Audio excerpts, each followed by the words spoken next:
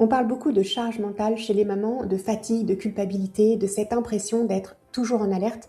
Alors, c'est une fatigue qui est très particulière et que vivent énormément de mamans. Alors, ce n'est pas juste être fatiguée physiquement, hein, c'est au-delà parce que c'est penser à tout, tout le temps, au repas, aux devoirs, au coucher, aux cadeaux à acheter pour l'anniversaire de la copine samedi, et surtout cette petite voix intérieure qui dit si je lâche, tout s'écroule.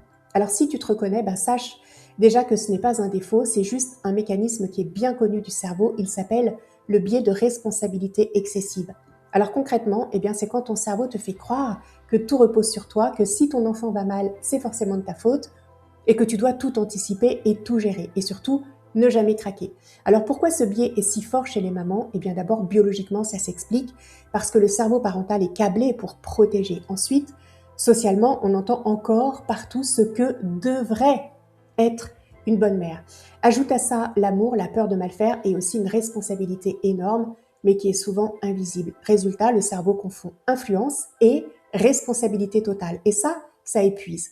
Alors la bonne nouvelle, c'est que ce biais se recadre et le cerveau adore quand c'est clair, hein, parce que le flou épuise, mais la clarté, elle, soulage.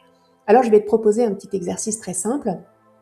Tu prends une feuille et puis tu fais 3 colonnes. Première colonne, tu écris ce qui dépend vraiment de moi. Deuxième, ce que j'influence mais que je ne contrôle pas. Et troisième, ce qui ne dépend pas de moi. Par exemple, poser un cadre, accompagner une émotion, prendre une pause quand tu débordes, hein, par exemple, ça dépend de toi. Mais la réaction de ton enfant, non, on est d'accord. Un enfant, ce n'est pas un interrupteur sur lequel on appuie pour l'éteindre. Bon, des fois, ce serait bien quand même, hein. Mais trêve de plaisanterie, pose-toi cette question très simple. Est-ce que tu exigerais ça d'une autre maman, d'une amie, d'une collègue, etc. Hein, d'être toujours calme, toujours disponible, toujours responsable de tout? Dans 99% des cas, la réponse est non. Alors pourquoi toi?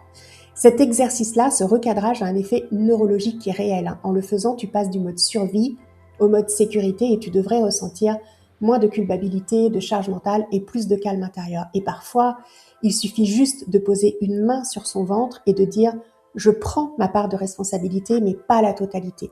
Ce n'est pas de la pensée positive, hein, c'est de l'hygiène cognitive.